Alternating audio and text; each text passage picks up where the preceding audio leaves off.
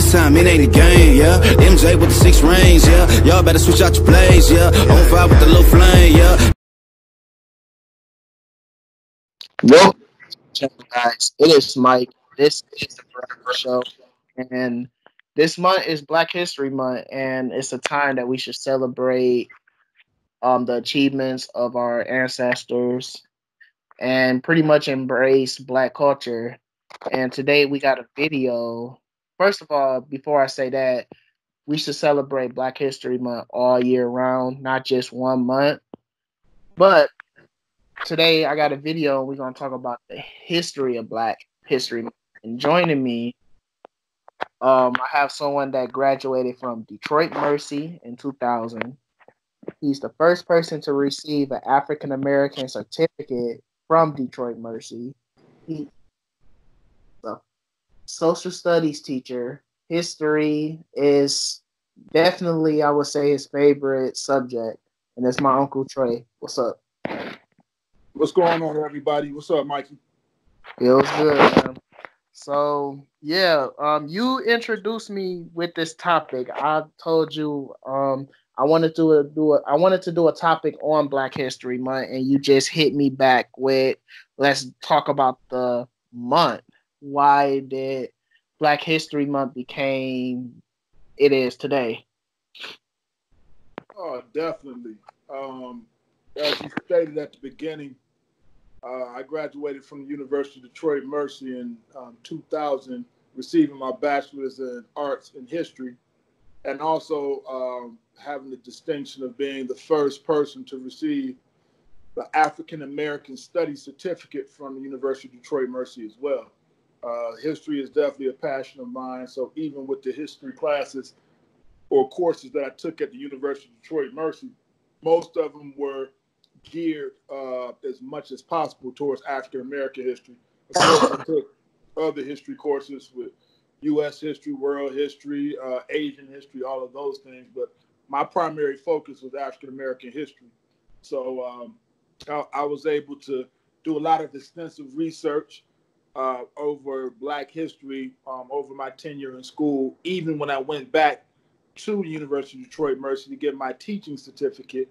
I did an African American history curriculum. It was 50 pages, Mikey, 50 pages that I had to do, as if I was teaching a course, not actually a course, I should say a curriculum over a 4-year span in high school. So I've had a lot of extensive research and time that I spent focusing on Black history. So as you said, the reason I figured that we should do this topic is because we all know when Black History Month is.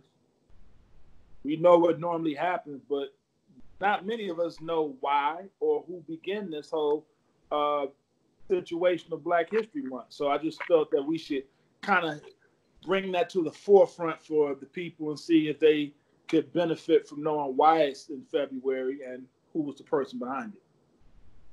Okay, and speaking of the person behind it is Carter Godwin Woodson, or Carter G. Woodson, and he was an African American historian, journalist, author, and the founder of the Association of Study of African American Life and History. He was born December 19th, 1875. And yeah, what else about him? Yes, you're right. Carter G. Woodson is the person behind African American History Month, and we'll find out how it started in a few. But Carter G. Woodson had the title of the father of Negro history, which I find is a very, very, very lofty title. But this brother spent many hours and years searching on the history of our people. That's how he ended up getting that title. And Carter G. Woodson put in a lot of time doing that. And he found himself in Chicago back in 1915 at a convention. And it was 4 other brothers with him. And they got to talking. And that's how that association that you just mentioned came about. And one interesting detail about that association, Mikey, is it's still around today. I actually still go to the site.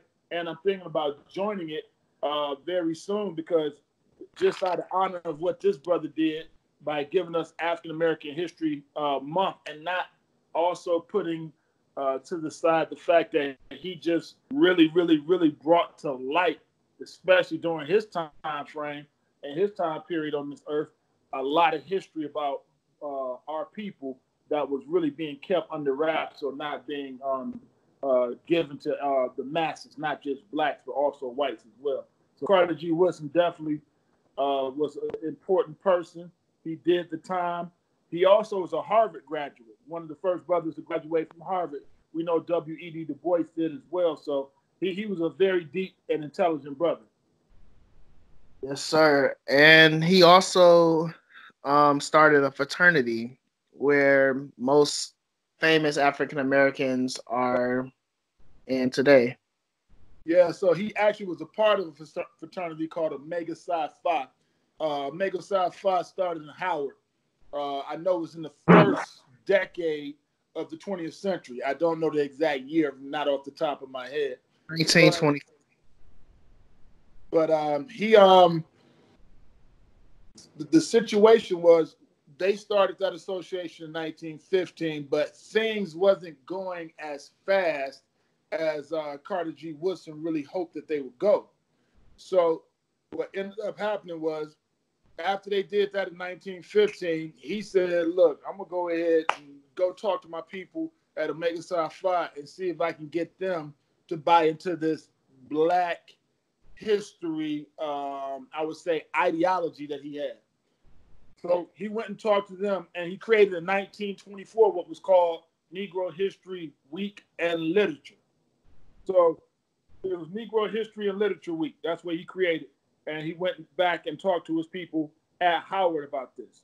And, not Howard, Hampton, which is in Virginia. Not that far from Howard, but Hampton is another HBCU in Virginia. It's not too far from where Allen Iverson grew up. That's what Hampton is. So he went back and talked to the fraternity, the Omega Psi Phi at Hampton, and was just telling them that he was trying to, as I quote, he said, we're going to go back to that beautiful history, and it's going to inspire us to greater achievement. So he was trying to make sure the youth knew what happened with our people in the past and what good things our people did, so that it would inspire them to do things great in the future. So that was his vision at that time. Yep. And some people probably would say, why February? Why the shortest month of the year? And honestly, he chose this month because of two famous people, Frederick Douglass and Abraham Lincoln. Yeah, during that time, and I know it may be a little counterintuitive for us, like Abraham Lincoln, he really didn't care for blacks that way. A lot of people believe Abraham Lincoln was just a great individual who he did help out the condition of the enslaved ancestors by pushing for enslavement or slavery to be abolished, but he had his own personal views, which were quite racist or prejudiced. I'll get on that another time. But during this time, in the second decade of the 20th century, Frederick Douglass and Abraham Lincoln were held in high esteem by African Americans, by our ancestors. And maybe some of our ancestors are still around because it was 1920s. So some of them may still be around. But the fact of the matter was he chose them to. Both of them had birthdays in February. So that's why he chose Negro History Week. Yes, I say it again. Negro History Week came before Black History Month. So he decided to do that through his Negro History Week bulletin that he started in February 1926. So that's why he chose February. That's how he decided to start it, by doing a bulletin in February of 1926. Yep. And yeah, that's pretty much it. The next video we're gonna talk about is, really, we could talk about more with the whole Black History Month topic. What else you think we should talk about after this? Well, the thing is, we want to be able just to kind of talk about what happened between 1926 and what ultimately happened in the 1960s that helped shape and create African American History Month. As just stated a few moments ago, this began as a week, which was nice. And I mean, I don't even know if that brother thought he would have achieved this level, because he passed away in 1950, to where it's being celebrated every February in schools, in the media, and even outside. It's an international thing as well, because you have other countries that will observe it as well. I know people that I follow on social media who are in Great Britain that talk about African American History Month. So even though it started in America, it has an influence around the world, a global or international influence.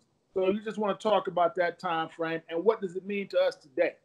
Really, what does it mean to us today? Is it just a time to talk about Martin Luther King and Malcolm X? Or as you said, is it something that is inspiring us today? We got a new generation of thinkers and individuals that will do a lot of great things for this country and for our culture. And we're hoping that they have a thorough knowledge of these individuals from the past so that they know that, hey, we can do it.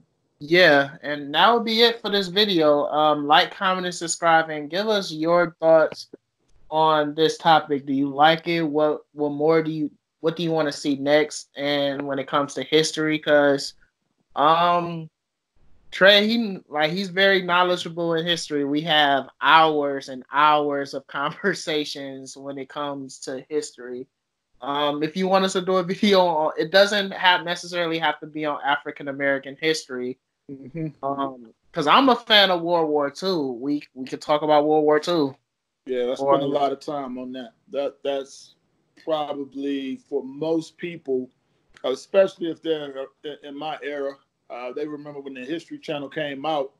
The History Channel first came out, they called it the World War II channel, because all they showed was a lot of video and a lot of footage from World War II. But World War II was very important. I mean, it was the largest war ever fought. And you got to figure that more people died in World War II than all other wars that have ever occurred combined. I'm going to say that one more time. More people died in World War II than all other wars combined. Don't make a difference what era, what century, millennium, where it was fought. World War II had more people die than all the other wars combined. So it's definitely an important thing. And then just also responsible for most of that. Yeah.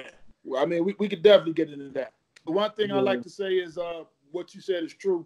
I definitely want to say this, even though we'll probably talk about it again in the next video. Don't pigeonhole and just think that African American history is supposed to be relegated to February. No. African American history is, and I say it one last time, is American history. So this is something that should be studied, paid attention to for 365 or 366 days if it's a leap year. There's actually a book out called, I don't have the name of it in front of me right now. I have the book. I've used it with my students before. 366 Days of Black History. So it's a book out. I know the author's last name is Wood, but he has a very good book out with basically each day of the year, there's a different Black person in history and what they've done and accomplishments that most of us have never heard of. Yeah, and there's also so many Black inventors that's not being credited for what they have invented. Oh yes, just so many of them. You're right, but that's why his book is important, and it's just important to research. Just research, because these people live like we did. You know, they had feelings and emotions, and we know that the period they lived in was more difficult than ours. Let's not make no mistake. What's going on now is not easy. We know we have police brutality. We still have a high level of poverty. We know we got drug issues. We know we have homicide rates that are high. So we know we have issues in America now. But to imagine what these people were going through in the 18th and 19th century, you are enslaved. You're at the mercy of a person that hates you because of the way that you look, but own you. That's just something to sit there and think about. Yeah. But that'll do it for this video. So like, comment, and subscribe. Any final thoughts, Trey? Now that's pretty much it. Look forward to talking to people, to the people the next time that we do this. Appreciate it, Mikey. Hey, until the next time, everybody be safe. All right, bye.